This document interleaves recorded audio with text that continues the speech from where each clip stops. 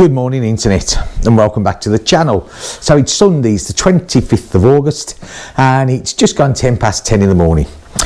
And for once I can actually say what a beautiful sunny morning it is here in the Breton. It always happens, doesn't it? My phone's going like mad this morning with all good reason, and another good reason. I'd love to be out on the bike this morning, you know, after all these rainy days, but, and that's probably a message, my daughter this morning at 6:30 went into hospital, and I'm hoping to meet my new granddaughter Emma at some stage of today.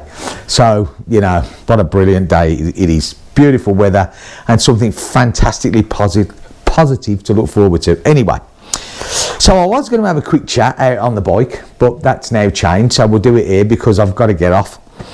So yesterday I went out to a Royal Enfield dealer, and it's always a bit strange in France. Get this, right? The French, and I think the Spanish and probably one or two more, they still do this 2 hour for dinner, right? 2 hours for dinner.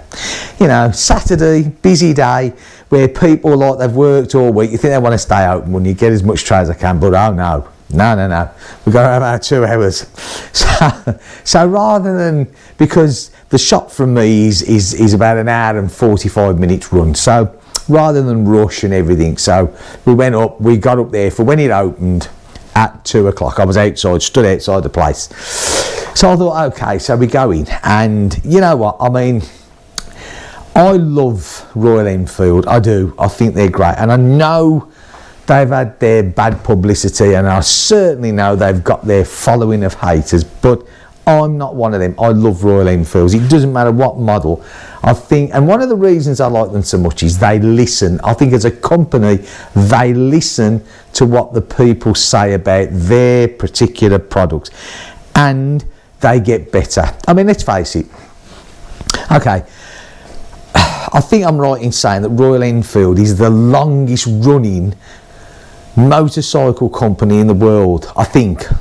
If it's not the oldest, it's certainly one of the oldest, but I think it's the oldest one. Anyway, and then it went over to India where they took over production, and it didn't really do much, did it? It sort of bumped around for a few years, but I think what kick-started Royal Enfield was Itchy Boots. You know, she had one of the original 411s, and then one of them was Basanti, I can't remember the other name. I'm not very good with bike names. Anyway, but she had two, and I think she put Royal Enfield firmly back on the map of being, yes, this is what we can do. And Royal Enfield learned by their mistakes with this model, you know, with this model bike. I mean, mine's a Euro 5, a 2022, and I've had no trouble with this bike, but I know there was trouble with the early ones, but they listened to what everybody said, and that makes them worthwhile in my book. So yesterday when I was up there, they still had this model. They still had this model in the showroom, brand new, you know, and they had the 350 range, the Meteor, the Classic, the Hunter, all nice bikes, you know, they are. They're nice bikes. They had the Interceptor, they had the Shotgun. I got to be honest, I know if you look at it, if you look at this engine, then you look at the 350 engine, is it the J series I think it is, and then you look at the Interceptor, you look at the Super Meteor, you know, the engines change again. The Shotgun, the engines change again, yeah, and they're becoming more and more and more advanced, but still user friendly, yeah. And then you've got the new Himalayan with the Sherpa engine, and I think this Sherpa engine, I really do like this Sherpa engine. I'm not too keen on the Himalayan as in a bike, as in being called a Himalayan, or a bike that I would want. I like this bike. I love this bike, so this is staying with me. But engine wise, now if you look at the Sherpa engine and the Shotgun as well, the service intervals now have become sensible, yeah. The tappets are not manually adjusted tappets now, but certainly with the Sherpa engine, the tappet adjustments is, I think it's 10,000, 20,000 and 40,000. And the service intervals, I think, is every 10,000 kilometres. So again, you know, becoming much more advanced with the technology. Now yesterday, they literally just they were uncrating a gorilla, whatever it is.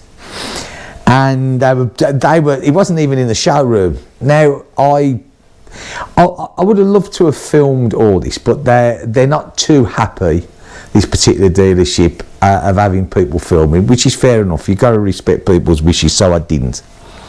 So, and I said to them, you know, I've never seen this bike, heard a lot about it, I'd like to see it. And they took me round the back. Well, they took the whole family. There was me, the wife, a couple of my kids, and they took us round, and they'd literally just built it up. And yeah, you know, again, a totally different style of bike. Probably another winner. I think they've got there, especially with this Sherpa engine. So, you know, I was spoiled for choice, really. I was. The shotgun, I don't know. It's not. I thought I might like it, but it's not for me. You know, the Super Meteor again. You know, let's face it, the Super Meteor engine, along with the Interceptor engine, you've still got the tappets that you can adjust yourselves, yeah? So, and you've got the shorter service intervals, which it doesn't bother me, I don't get it. So, but the Super Meteor, again, when I sat on it, I found it to be too bulky for me. You know, I've got this bike, which is gonna, if I want to go camping or everything, I've got all the boxes for it, I'll put them on it and go off. So I don't need a big, bulky bike. I want something that's easily manageable. Now the Interceptor, you know, the 650 Interceptor is well easy manageable. I sat on that, it was comfortable, it's, you know, flat-footed down, it felt the balance was nice and everything else, so that was great. I sat on the Hunter, you know, again, nice bike, you know, it felt right, the weight was right.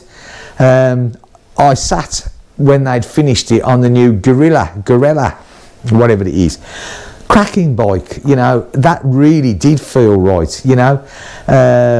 Chains, it's a total step up from anything I think that Royal Enfield have done. And I literally didn't know, you know, and the salesman was there, you know, because this is the place where I bought this from, so they know me, you know. Well, I say they know me, you know. I didn't walk in and they said, all right, Cole, how you doing? Do you want a coffee, mate? You know, but you know what I mean. And he was saying, you know, and anyway, so I've come away and I need to think now. That's what I need to do. But I'm in no rush. I've got a reasonably busy September coming up. One thing and another, I've got a few things to do, a few places to go, a couple of things to do with the family, my new granddaughter, which is huge celebrations for me. And so it's going to be October when I say, right, okay, I've made my mind up, this is the bike that I'm going to get. And that's where it's going to stay at the moment. It really is. And so that's it, really. That's the update. Now, you never know. If things go well this morning at the hospital with my daughter, I may do a little ride tonight, and if I do, I'll bang it on the internet. I just want to get out and probably take, well, I will either take this one or little Gigi. I'm not too sure which. And oh, by the way, Pete, do you like this t-shirt, mate? I like this one.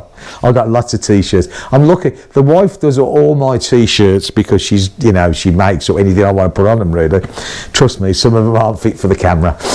So yeah. Anyway, okay. On that note, I'm going to leave you all alone in peace, and I'm going to get ready, and we're going to be here with bated breath for news of what's going to happen throughout the day. So, I hope you like this little video, this little update. like I say, it's definitely going to be a Royal Enfield I'm going to have. That's it, 100% now. It's just which one. I really don't know which one. I'm spoilt for choice, you know. Trust me, I'm absolutely spoilt for choice.